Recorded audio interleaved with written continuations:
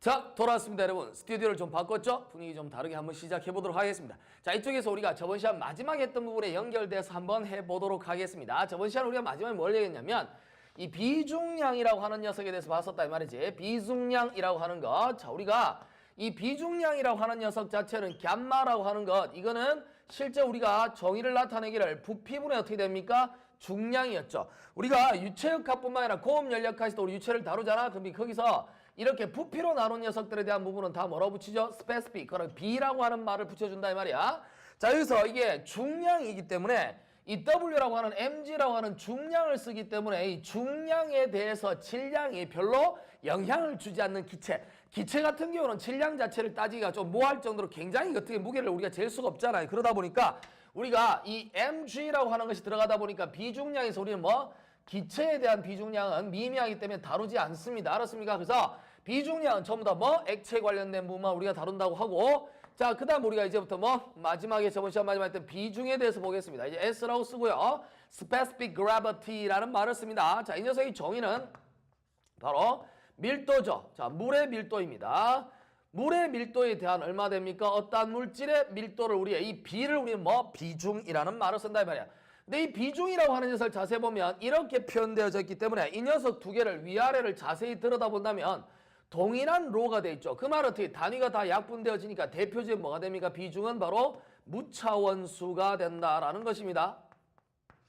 자, 비중은 무차원수가 되는 것이고요. 이제 우리가 로가 붙어 있으면 이내 사촌 굉장히 중요하죠. 로에다 g를 이제 곱하면 뭐가 됩니까? 갬마가 됩니다. 자, 그래서 갬마가 나오니까 자, 우리가 뭐를 쓸 수 있다라는 거죠?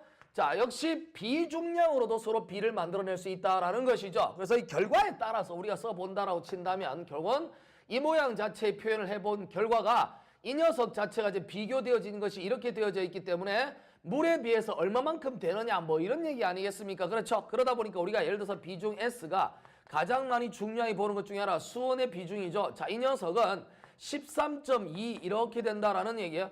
자, 수온의 비중이 13.2가 된다라는 말 자체는 무엇보다 13.2배 뭐하다는 거죠? 무겁다라는 거죠. 밀도에 관련돼 있고 비중량이 관련돼 있으니까. 그래서 무겁다는 뜻입니다. 밀도하고 어떻게 비중량이니까 중량이 관련된 거죠. 그러니까 무거운 거예요. 누구보다 더 무겁다는 거죠? 그렇습니다. 뭡니까? 바로 물인 거죠. 물, 워터. 그죠?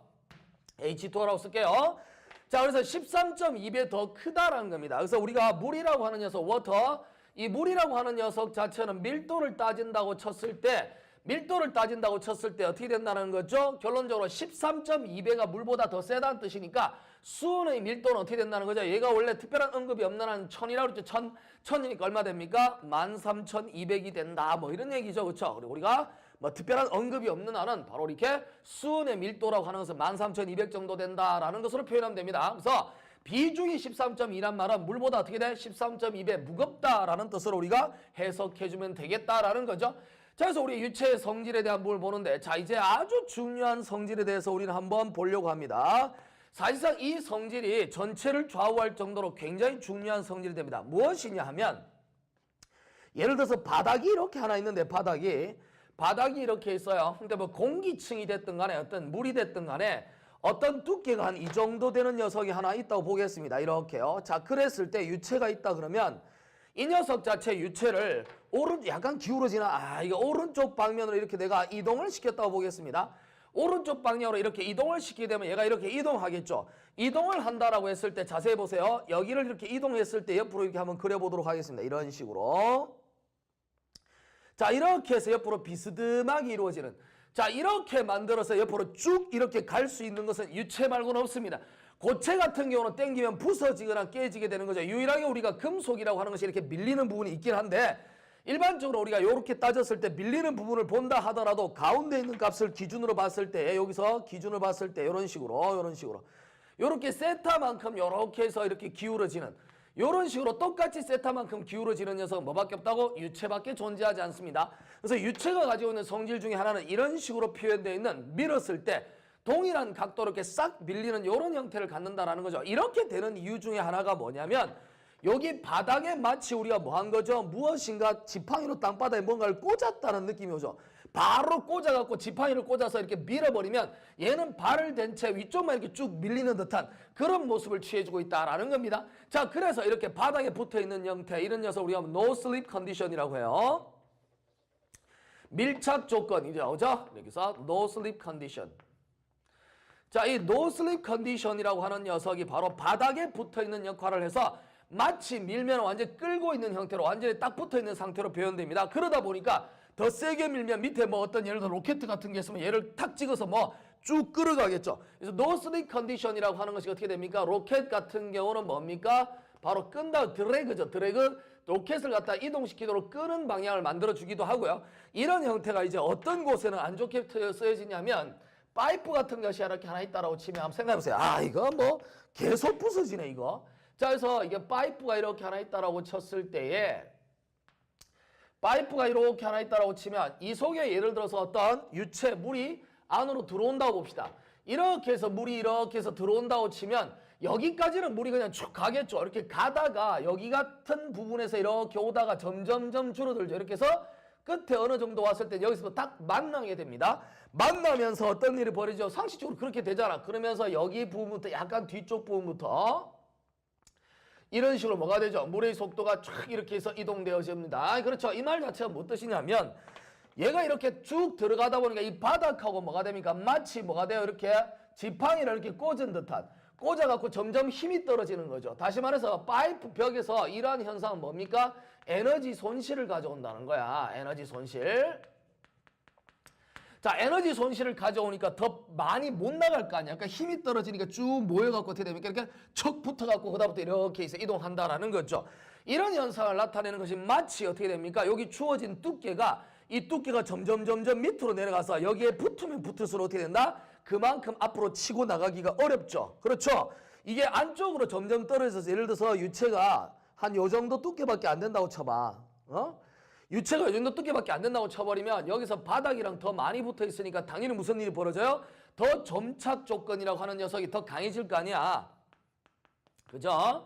점착 조건이라고 하는 녀석이 더욱 강해져서 더더군다나 더 밀리지 않겠죠. 이거는 위로 올라가면 올라갈수록 고정된 녀석부터 이 거리가 멀어지면 멀어질수록, 다시 말해서 유체의 두께가 두꺼워지면 두꺼워질수록 더욱더 앞으로 밀려나가는 현상은 위에서는 더욱더 쉽게 일어난다라는 겁니다.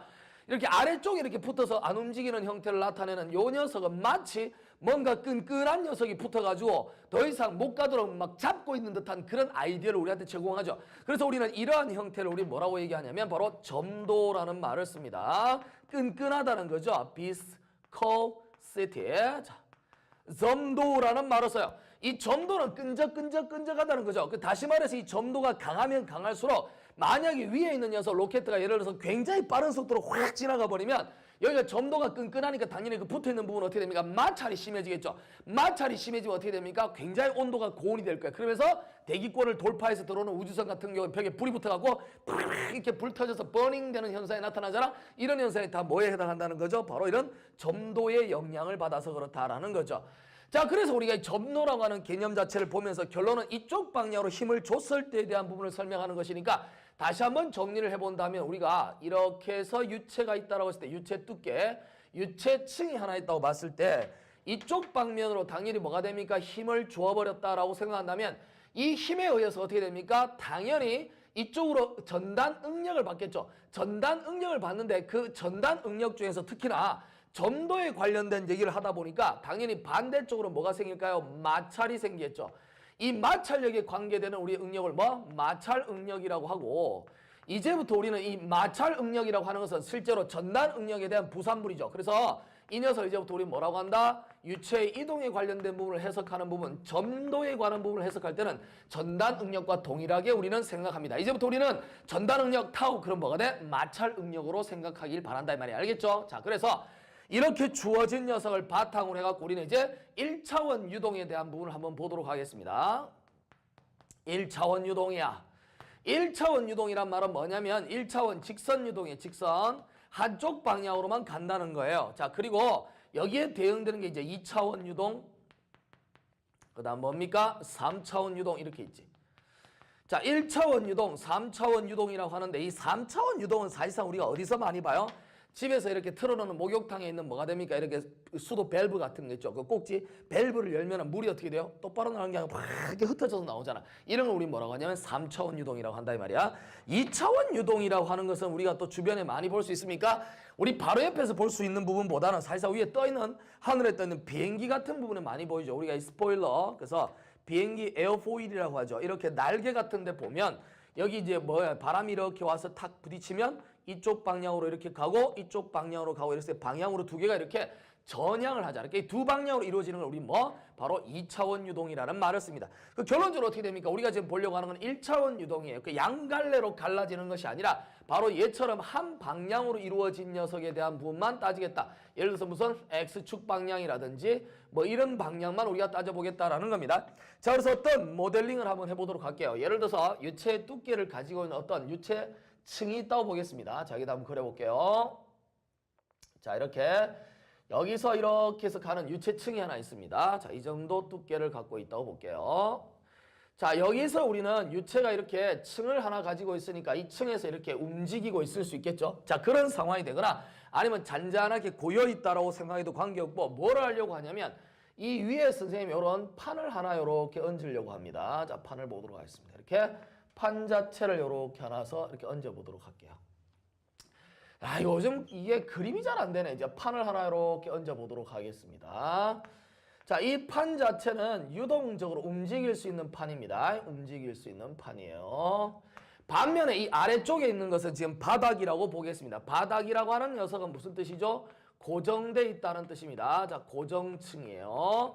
반드시 이 두 가지 형태를 기억합니다. 뭐죠? 밑에 있는 부분은 고정층이 됩니다. 이 고정층으로부터 수직으로 표면까지, 유체 표면까지, 표면은 또 뭐야? 유체 표면까지 이렇게 해서 수직 거리를 하나 잡습니다. 이 거리를 선생님이 이제 H라고 한번 볼게요. 실제 움직이는 녀석은 요게 간격 자체를 올라가는 요 변수 자체는, 이 변수 자체를 우리가 Y라고 둬도 되고 R이라고 둘 텐데 우리가 이 Y라고 쓰기도 하고 R로도 쓰기도 하겠습니다. 자, 그래서 이 높이는 이렇게 될 수 있겠고요. 자, 여기는 뭐 어떻게 되냐면 움직입니다. 이렇게 고정이 안 돼 있고 유동입니다. 유동층이라고 보겠습니다. 자, 이런 상황에서 지금 뭐냐면 이렇게 주어져 있는 요 녀석의 이 판에 바로 위쪽에 있는 면적을 우리가 A라고 놓고요. 당연히 M제곱이죠. 자, 면적을, 단면적을 A라고 보겠습니다. 그리고요, 이쪽 방향으로 선생님 뭘 작용한다고 이제 F라고 하는 것을 이제 이렇게 쓰도록 할게요. 얘를 F로 당기면 당연히 이 방향으로 위에 올려있는 판이 어떻게 됩니까? 이동하겠죠. 이동할 때 속도를 선생님이 U라고 보겠습니다. 속도입니다.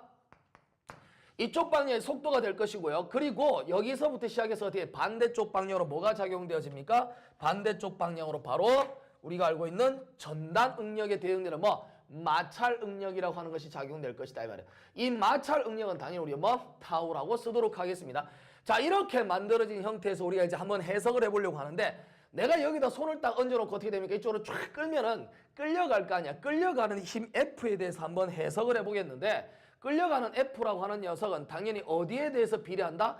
F라고 하는 녀석은 단면적이 넓으면 넓을수록 힘은 많이 들어가죠. 접촉 부분이 넓어지는 거니까. 그래서 단면적에 비례합니다. 자, 그리고 어떻게 됩니까? 속도죠. 속도라고 하는 것은 빠르게 끌면 빠르게 끌수록 당연히 마찰은 심해지겠죠. 그래서 우리가 U에도 당연히 비례합니다. 단 여기서 멀어지면 멀어질수록 이 점착 조건이라고 하는 노슬립 컨디션에서 멀어지기 때문에 당연히 이쪽으로 이동하는 건 더 쉬워지죠. F가 그만큼 들어가지 않는다는 뜻이야. 그래서 어떻게 돼? 여기서 H라고 하는 녀석에 뭐 한다는 거죠? 반비례한다고 볼 수 있겠습니다. 변수로 따진다면 얼마 돼? R이라고 쓸 수 있겠죠. 자, 그러면 우리가 물리에서 비례식이라고 하는 것이 나오면 항상 뭐 한다는 거죠? 어떤 상수를 하나 곱해줌으로 인해서 이 녀석을 뭐로 본다라는 겁니까? 기본적으로 하나의 등식으로 표현한다라는 것입니다. 자, 그러면 이렇게 주어진 녀석 자체에서 아이디어를 한번 보려고 하는 것이 과연 여기 들어가는 상수는 무엇이냐? 이 녀석 이제부터 우리 뭐라고 쓰냐면 뮤라고 쓰기로 약속을 한단 말이죠. 그리고 이 녀석을 우리 뭐라 하냐면 점성계수라는 말을 씁니다. 이 점성계수라고 하는 녀석은 당연히 뭐 점도계라고 하는 녀석을 가지고 측정합니다. 점도계로 측정하죠. 이 점도계는 이제 여러분들이 실험 같은 데 할 때 많이 보잖아. 그래서 오늘 뭐냐면 비스코미터라고 하죠. 그렇죠? 이제 점도계.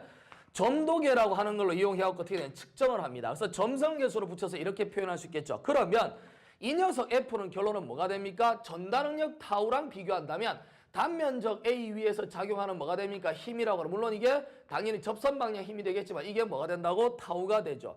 이 식을 그대로 우리가 머릿속에 바로 쳐넣는다고 친다면 어떻게 됩니까? 이제 F라고 하는 녀석을 얼마 돼? 타우 A라고 하는 걸로 표현할 수 있다라는 거예요. 자, 이렇게 되다 보니까 아주 중요한 식이 하나 나옵니다. 뭐냐면 A라고 하는 것을 이렇게 다 소거를 하고 나면 이때 전달능력 타우라고 하는 녀석 자체는 바로 이와 같은 공식으로 표현할 수 있습니다. 전달능력 타우라고 하는 녀석은 여기 봤더니 어떻게 됩니까? 뮤라고 하는 녀석에다 얼마 되죠? R분의 얼마? U라고 하는 녀석으로 우리가 표현할 수 있겠습니다. 이렇게 쓰고요. 이제 우리는 이게 이동하는 게 어느 정도 시간이 흘러서 이동하는 것이 아니라 순간적인 변화에 대한 우리가 조금씩 움직일 때마다 생기는 미소량에 대한 부분을 표현하려고 합니다. 더더군다나 우리는 어떻게 되냐면 이 속도 변화에 따른 이 전달 능력에 대한 어떤 변화를 우리가 한번 해석해 보기 위해서 이 녀석을 뭐냐면 바로 미분 형태, 다시 말해 미소량으로 한번 생각해 봅니다. 뭐냐면 du에다 얼마 되죠? dr이라고 쓸 수 있겠죠. 물론 책에 따라서 du 얼마? dy라고 쓰기도 합니다. 관계없습니다. 뭐라고 쓰든 간에. 자, 그랬을 때 우리는 이제 최종적으로 뭘 할 수 있냐면 타우라고 하는 이 전달 능력은 뮤라는 녀석에 얼마 돼요? d에다가 r이라고 쓸게요. du라고 이렇게 표현할 수 있다라는 것입니다. 이렇게 만들어진 녀석 자체는 우리 이제부터 뭐냐면 이걸 뉴턴의 점성 법칙이라고 합니다. 뉴턴의 점성 법칙이라고 하죠. 자, 이 뉴턴의 점성 법칙을 따라가는 유체에 대한 부분은 잠시 소개를 했었습니다. 자, 뉴턴의 점성 법칙이라고 하는 것을 따른 녀석은 바로 이러한 형태를 따른다고 볼 수 있겠습니다. 자, 그럴 때 요 뒤에 나와 있는 자, 요 녀석 자체를 이제부터 우리 뭐라고 하냐면 속도 9배 뭐 이런 얘기를 하죠. 옛날 분들은 속도 9배 이렇게 얘기하는데 이게 그레디언트란 뜻이에요. 기울기. 자, 그래서 속도 9배 또는 뭡니까? 속도 기울기라고 볼 수 있겠습니다. 자, 속도 기울기 벡터라고 할 수 있겠어요. 자, 벡터장에 대한 부분을 해석할 때 이렇게 쓰겠습니다. 속도 기울기에 대한 부분입니다. 이게 속도 9배란 뜻이죠. 이 녀석에다 뮤배를 한 것처럼 우리가 표현되어진다라는 겁니다. 근데 앞에서 선생님 얘기할 때 유체가 가지고 있는 특징가 뭐라 그랬죠? 여기서부터 이렇게 이동을 하게 된다라고 친다면 자, 이제 좀 더 다른 분필을 한번 써보도록 할까요? 여기서 이렇게 원래 이렇게 있던 녀석이 이렇게 있다라고 친다면 바로 이 녀석이 가지고 있는 유체가 가지고 있는 특징이 이런 식으로 간다 그랬죠. 그럼 이렇게 간다라고 한다면 결론은 밑에서부터 밑에는 점착 조건이 있으니까 받쳐 있는 상태고 나머지는 따라가는 형태를 지니고 있죠. 그러다 보면 이쪽에 있는 형태가 뭡니까? 속도에 대한 형태예요. 그러다 보니 이 속도 분포에 대한 부분을 우리가 그림으로 표현할 수 있겠네요. 자, 그림으로 한번 표현해 본다면 여기서 이런 식으로 이렇게 해서 이 방향으로 이렇게 가되 점점점 속도가 뭐 한다는 거죠? 빨라진다는 얘기입니다. 이렇게 해서 표현되어진 요 녀석을 우리는 뭐? 속도의 형태가 뭐죠? 선형적인 형태를 띈다라고 하죠.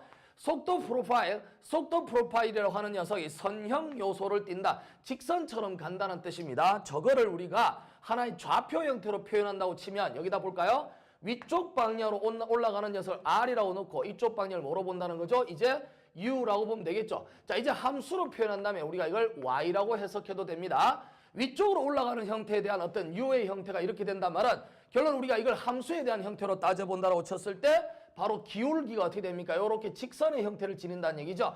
만약에 우리가 여기서 출발하지 않고 어느 정도 출발한다고 가정을 이렇게 한다라고 친다면 당연히 뭐가 됩니까? 하나의 직선 형태를 지닌다라는 거죠. 그러면 저 녀석을 우리가 어떻게 쓸 수 있다라는 거죠? U라고 하는 녀석은 예를 들어서 뭐 AR 더하기 B 뭐 이런 식으로 쓸 수 있겠죠. 그래서 U는 AR 더하기 B라고 하는 하나의 뭐 직선 형태로 지니는 것이 유체의 특징이라고 그랬습니다. 자, 그래서 저런 아이디어 물론 이제 뒤에서 보겠지만 마찰에 대한 부분 때문에 점도에 대한 부분 때문에 곡선 형태를 나타내기도 하지만 가장 뉴턴의 점성 법칙은 이런 선형 요소를 따르는 부분을 보는 겁니다. 자, 그렇다면 이렇게 되었다라고 쳤을 때 이 녀석을 자세히 들여다봅시다.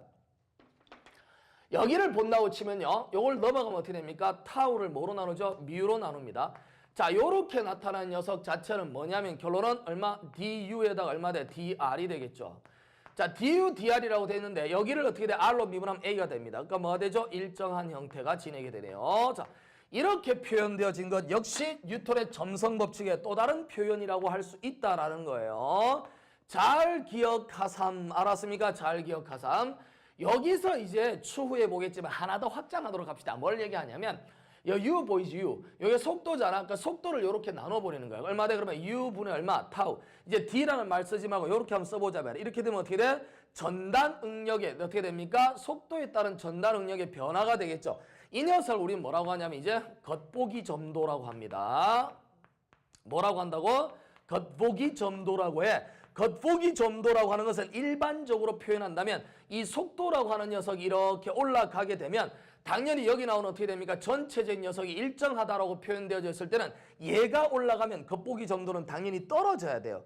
이게 정상적인 거죠. 다시 말하면 속도를 빨리 휙 이제 베르누이 법칙도 보겠지만 빨리 확 지나가면 당연히 어떻게 됩니까? 거기에 끈끈한 녀석이 녹아갖고 이렇게 확 이렇게 눌러붙어가지고 뭐 눌러붙은 게 아니고 뭡니까? 이렇게 흐물흐물해졌다고 생각하면 되겠죠. 그래서 빨리 확 지나가게 되면 당연히 겉보기 점도라고 하는 것은 당연히 떨어져야 정상이 되는데 때에 따라서는 어떤 녀석들은 여기 있는 속도가 올라가면 오히려 여기 겉보기 점도도 따라서 올라가는 놈들이 있어요.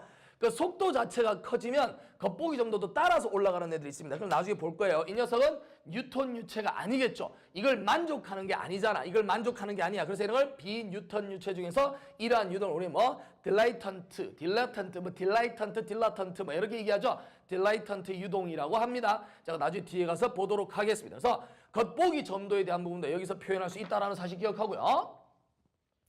자, 이제 우리는 여기 나와 있는 이런 식들을 이제 하나씩 우리가 다 해석을 한번 해보려고 합니다. 어떻게 해석을 할까요? 자, 여기 주어진 녀석이 자 타우의 단위를 일단 볼까요? 이 타우의 단위는 쉽게 이해할 수 있죠. 왜? 타우 자체가 전단 응력이니까 얼마 됩니까? 미터 제곱분이 얼마 돼요? 뉴턴이죠. 이건 타우에 대한 부분입니다. 이퀄 얼마 되죠? 뮤라고 하는 녀석은 우리가 점성계수는 어떤 부분을 갖고 있는지 우리는 단위는 아직 모르겠습니다. 모르겠는데 여기 나와 있는 DU, DR이라고 하는 녀석 자체를 우리가 이미 설명할 수 있겠죠. R이라고 하는 녀석은 길이에요. R이라고 하는 녀석은 길이니까 얼마나 쓸 수 있다? 미터라고 쓸 수 있겠고 DU라고 하는 건 얼마 됩니까? 미터 퍼 세크 제곱이라고 쓸 수 있죠. 속도입니까? 미터 퍼 세크죠. 자, 이렇게 표현되어져 있기 때문에 이 식 자체를 우리가 해석한다면 뮤라고 하는 단위에다가 헷갈릴 수 있으니까 단위에다가 얼마? 이 녀석 자체는 약분돼 버리니까 어떻게 됩니까? 이 녀석은 세크분의 1이라고 하는 녀석으로 표현될 수 있겠죠. 자, 그래서 우리가 이제 점성계수 뮤라고 하는 녀석 자체를 우리가 단위를 표현한다고 친다면 넘어가면 얼마 되죠? 뉴턴에다 얼마? 세컨드에다 퍼 미터 제곱이라고 하는 것으로 표현할 수 있다라는 겁니다. 자, 이거 여러분들 잘 기억해 주기 바랍니다. 알겠습니까? 자, 그래서 요렇게 주어진 녀석이 바로 점성계수의 뭐가 된다? 하나의 단위가 됩니다. 알았죠? 자, 그래서 이렇게 되어진 녀석을 잘 기억하고요. 여러분. 자, 여기서 주어진 녀석을 이제 뭐를 볼 거냐면 뉴턴 대신에 우리가 뭐를 쓸 수 있어요? 요거를 표현을 좀 다르게 할 수 있겠죠. 뉴턴이라고 하는 녀석에다가 미터 제곱이라고 잡아놨는데 뉴턴에다 우리가 뭐 다인이라고 하는 거를 우리가 해석을 할 수도 있겠죠. 그렇죠. 자, 뉴턴에다가 다인이라고 하는 것을 쓸 수 있겠고요. 요 녀석에다 얼마 됩니까? 세컨드를 그대로 가고 여기다 미터 제곱이라고 표현된 녀석을 우리가 센티미터에 우리가 제곱으로 우리가 표현할 수도 있습니다.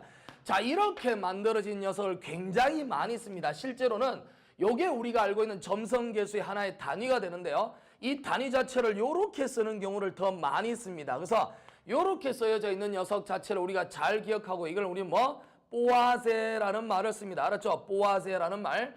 자, 이런 말 형태를 써서 우리가 표현할 수 있겠습니다. 그래서 뽀아세라는 말을 쓰는데 여기서 우리가 0.01 뽀아세를 우리 뭐라고 하죠? 이 녀석을 1 센티 뽀아세라는 말을 쓰죠. 그렇죠? 뽀아세라는 말을 씁니다. 그래서 1 센티 뽀아세라는 말을 썼는데 얼마? CP라고 씁니다. 뽀아세는 앞에 따서 얼마? P라고 표현합니다. 그래서 이렇게 해서 우리는 단위를 해석할 수도 있다라는 거 기억하고요.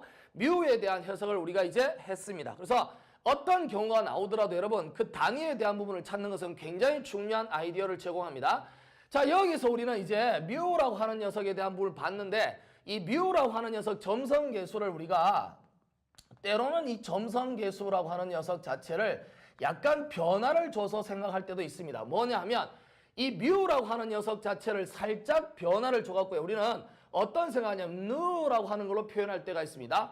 이 누라고 하는 것을 표현할 때는 우리가 뭐냐면 이걸 밀도로 나눠서 이렇게 표현하기도 합니다. 그래서 뮤라고 하는 점성계수 뮤에다가 이렇게 밀도로 이렇게 나눠주기도 합니다. 이렇게 나눠주고요. 우리는 이제 뭐라고 하냐면 이걸 누라고 쓰고요. 누죠. 누라고 쓰고 뭐 이걸 동점성계수라는 말을 씁니다. 무슨 계수? 동점성계수, 뭐 키네마틱이라고 하죠. 예, 키네마틱. 자, 그래서 키네마틱이란 말을 씁니다. 그래서 우리가 이제 동점성계수라고 하는 것은 때에 따라서 이렇게 표현하기도 하는데 이 녀석은 자세히 보면 여러분 왜 이거를 쓰는 것들 많이 쓰냐면 뮤라고 하는 건 점성계수니까 점성계수가 가지고 있는 단위가 어떻게 됐어요? 뉴턴에다 얼마, 세크에다가 미터 제곱이었죠. 자, 이 녀석 단위를 보면 로라고 하는 녀석 자체는 부피분의 질량입니다. 그래서 이 로라고 하는 것은 부피분의 질량인데 부피가 m 세제곱, 질량이 어떻게 됩니까? 킬로그램이죠. 자, 이 녀석을 우리가 여기 나오는 형태로 다 표현하기 위해서 약간 중력 단위로 한번 바꿔볼까요? A라고 하는 녀석 자체 어떻게 됩니까? F 이퀄 MA죠. M분의 얼마 됩니까? F가 됩니다. 가속도는 이렇게 되고 M이라고 하는 건 어떻게 됩니까? A분의 F가 되겠죠. 자, 그래서 이 녀석 자체를 했을 때 뭐였습니까? F가 뉴턴이 되겠고 퍼 얼마? 미터 퍼 세크 제곱 기억나니? 자, 이렇게 돼서 얼마 된다고? 이게 뉴턴 세크 제곱에다 퍼 미터라고 하는 걸로 표현할 수 있겠다.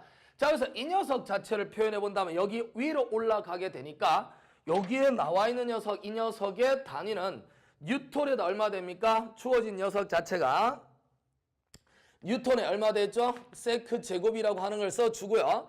뉴턴 세크 제곱에다 얼마 됩니까? 밑에다가 미터인데 여기다 얼마? 미터 3승을 나눴으니까 미터 4승이 되겠죠. 자, 이렇게 해서 두 개의 단위를 이렇게 표현해 놓는다면 이 두 녀석을 가지고 우리는 단위를 하나 결정해낼 수가 있겠죠. 어떻게 결정할 수 있다? 아, 이거 혀가 말려서 갖고 지금 보여? 어떻게 됩니까? 뉴턴에다가 얼마? 세크에다가 미터 제곱이 되겠고 곱하기, 그죠?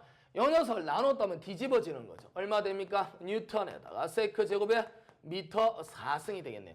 자, 이렇게 해서 우리는 이 동점성계수라고 하는 녀석이 가지고 있는 바로 성질을 가지고 우리 있는 이 단위를 본다면 요렇게 약분되고 얼마 S 남고 요렇게 해서 얼마? 요렇게 되죠. 자, 그래서 우리가 이 누라고 하는 동점성계수는 어떤 단위를 갖는다고? 미터 제곱 퍼 얼마다? 세컨드라고 하는 걸로 표현할 수 있다는 거 잘 기억하고요. 이 누라고 하는 녀석에서 우리가 일단 이렇게 표현했다는 것은 밀도라고 하는 녀석 자체가 사실 부피분의 질량이잖아. 근데 이게 부피라고 하는 녀석은 여러분도 알다시피 굉장히 기체에 있어서는 압력과 온도에 영향을 많이 받죠. 그래서 압력과 온도에 대한 영향을 너무너무 많이 받는 어떻게 됩니까? 기체에 있어서는 이런 동점성계수를 가지고 해석하는 것이 더 좋다는 겁니다. 왜냐하면 부피라고 하는 녀석 자체에다 압력의 변화도 생각할 수 있고 뭐 온도의 변화도 우리가 다 따를 수 있기 때문에 그 두 가지에 다 종속이 된다라는 겁니다. 알았습니까? 자, 그래서 이렇게 표현할 수 있는데요. 실제 우리가 이제 액체라고 하는 녀석은 압촉이 그만큼 영향을 별로 안 받습니다. 자, 이걸로 보통 표현을 많이 하는데 이 녀석에서 참고를 우리가 하나 보겠습니다. 좀 좁기 때문에 저쪽에 써보도록 할게요. 아, 이건 덥습니다. 자, 그래서 무엇을 볼 것이냐면 이 주어져 있는 누라고 하는 녀석을 가지고 우리가 무엇을 하나 쓰냐면 바로 이렇게 생겨먹은 놈을 하나 많이 쓰는데 주로 유체역학 2에 많이 나오는 내용이죠. 뭐냐면 중간에 한번 설명을 할 일이 있을 것입니다. 이렇게 해서 누라고 하는 놈 위에다 얼마 된 VL이라고 이렇게 쓰고요. 자, 이걸 우리는 뭐냐면 레이놀즈 수라고 해서 RE 넘버라고 쓰죠. 그래서 레이놀즈 넘버라고 씁니다. 그 레이놀즈 넘버라고 하는 녀석 자체는 굉장히 어떤 유체 유동에 대해서 크게 작용하죠. 숫자에 대한 부분이에요. 그러니까 여러분도 보다시피 이 V라고 하는 녀석 어떻게 됩니까? 하나의 속도죠. 유체의 속도입니다.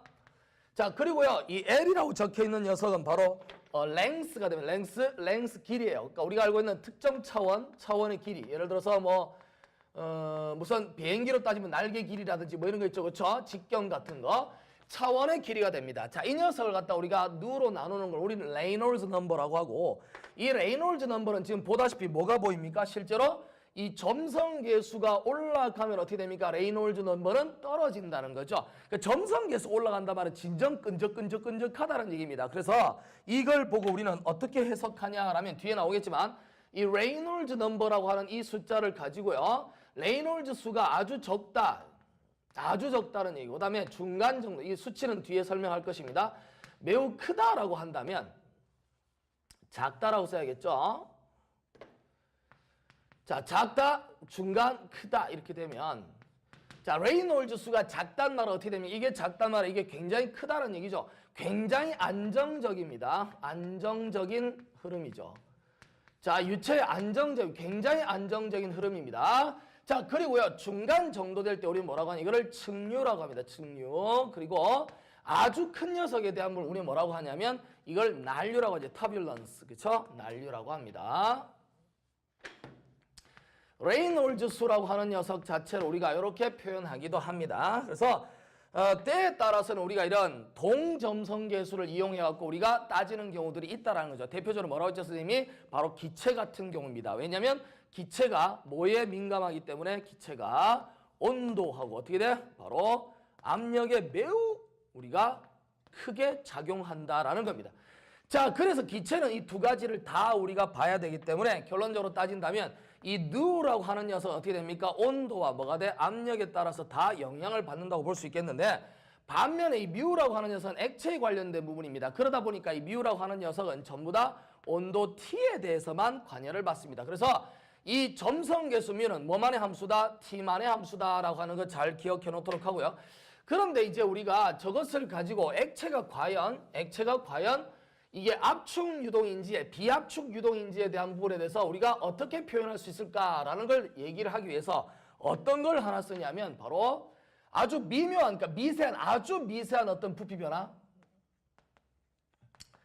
자, 부피 변화가 아주 미세해요. 그러니까 입실론. 매우 작은 부피 변화를 보이거나 조그마한 어떻게 됩니까? 면적에 대한 형태가 변화가 또 온다 하더라도 그런 녀석들조차도 다 내가 감안해서 생각하고 싶다라고 한다면 어떠한 물리적인 특성을 이용하냐면 바로 B라고 하는 것을 씁니다. 자, 이 녀석 우리는 최적 탄성계수라고 해요. 자, 외워두세요. 뭐라고 한다? 최적 탄성계수라고 합니다.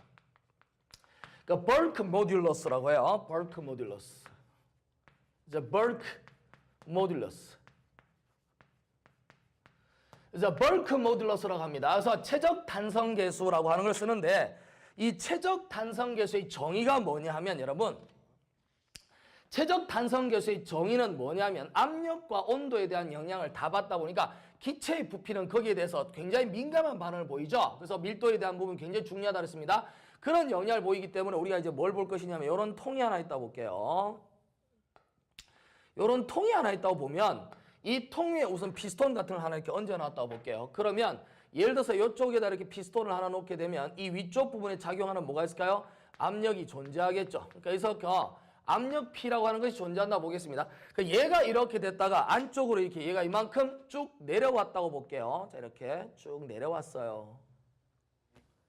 얘가 이쪽으로 쭉 내려오게 되면 어떻게 됩니까? 당연히 이 상태에서 이렇게 내려왔기 때문에 뭐가 생겼다라는 거죠? 압력 변화라고 하는 게 발생했겠죠. 자, 압력 변화라고 하는 것이 발생을 했는데 이 압력 변화가 원래는 우리가 뭐에 대해서 관심을 가지냐면 여기서부터 여기까지를 우리가 뭐로 보냐면 V라고 봅시다.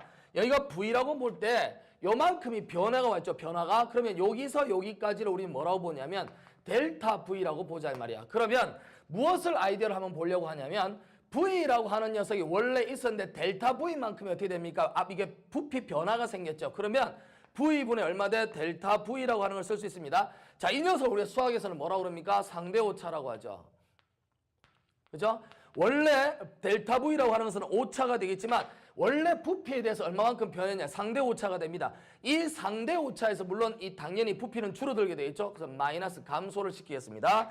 이거 분해 뭐를 얘기하냐면 바로 압력 변화를 우리 이제부터 뭐 한다? 벌크 모듈러스 B라고 우리는 정의를 내리게 됩니다.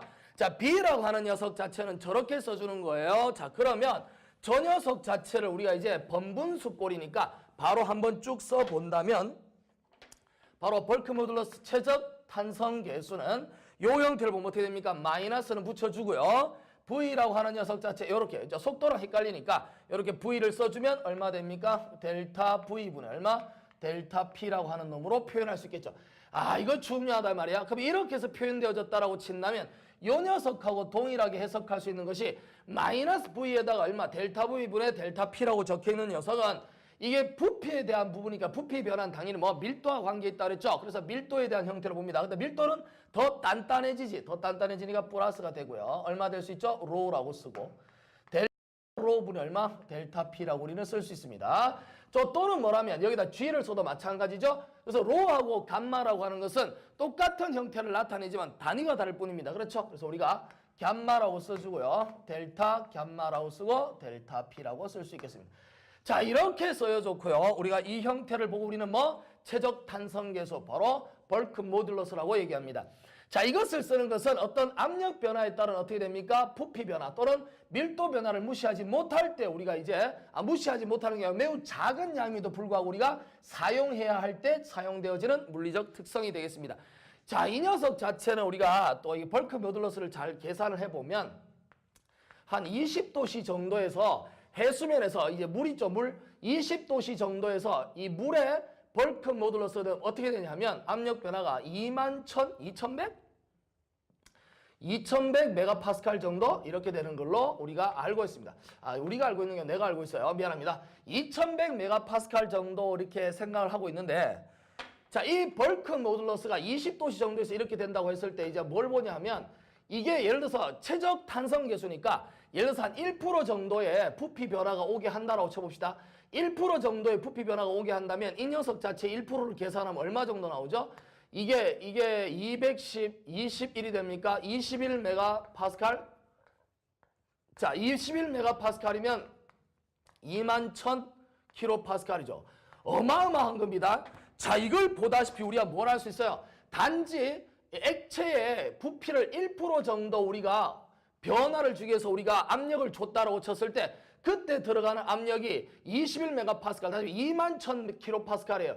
엄청나게 큰 겁니다. 그래서 이것을 보더라도 우리는 뭘 할 수 있다는 거죠? 액체라고 하는 것은 바로 뭐죠? 비압축성이다라고 하는 걸로 우리가 알아들을 수 있겠죠. 그래서 이 벌크 모듈러스를 보면 액체라고 하는 건 비압축성이다라고 하는 것을 알 수 있겠고, 그래서 우리는 온도에 대해서 영향을 받는다라고 하는 것 심도 있게 기억해 주기 바라겠습니다.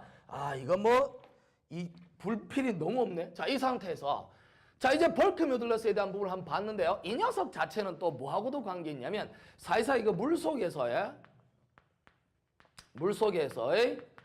음속이죠. 소리의 속도라고 하는 녀석을 잴 때도 우리가 많이 쓰여집니다. 그래서 우리가 물속에서의 소리의 속도에 대한 뭐 빛의 그러니까 진공에서의 소리 속도가 아니고 물속에서의 소리의 속도를 잴 때도 우리가 벌크 모듈러스를 많이 써요. 왜냐하면 이제 물속에서의 사운드의 속도를 우리가 C라고 놓는다고 칩시다. 이 C는 정의를 내려보면 이렇게 한번 볼 수 있어요. 뭐냐면 dP에다가 얼마 되냐면 d로라고 써볼게요. dP에다 d로를 쓰면 우리가 이게 속도라고 하는 걸 알 수 있는데, 왜냐하면 이 단위를 봅시다. 이 P라고 하는 녀석 자체는 얼마 됩니까? 이 녀석이 주어진 녀석의 단위를 한번 보면 이 P 압력이라고 하는 녀석 자체는 어떻게 되죠? 면적 M 제곱분이 얼마 됩니까? 뉴턴이죠. 그러니까 N이 되는 거예요. 자, 이렇게 되는 녀석 우리가 P가 되겠죠. 그 다음에 어떻게? 여기 주어진 녀석 자체 뭡니까? 로라고 하는 녀석 아까 했었죠. 로는 부피분의 M 3승분이 어떻게 된다는 거죠? 어떻게 됐죠? 로는 질량이 되니까 킬로그램이죠. 여기서 우리가 이것저것 다 따져보자 그랬죠? 자, 어떻게 됩니까? 이 녀석은 요거 주어진 식을 계산할 때 우리가 나눠져 버리면 M 제곱분의 N 곱하기 킬로그램분의 얼마? 미터 3승이 되나요?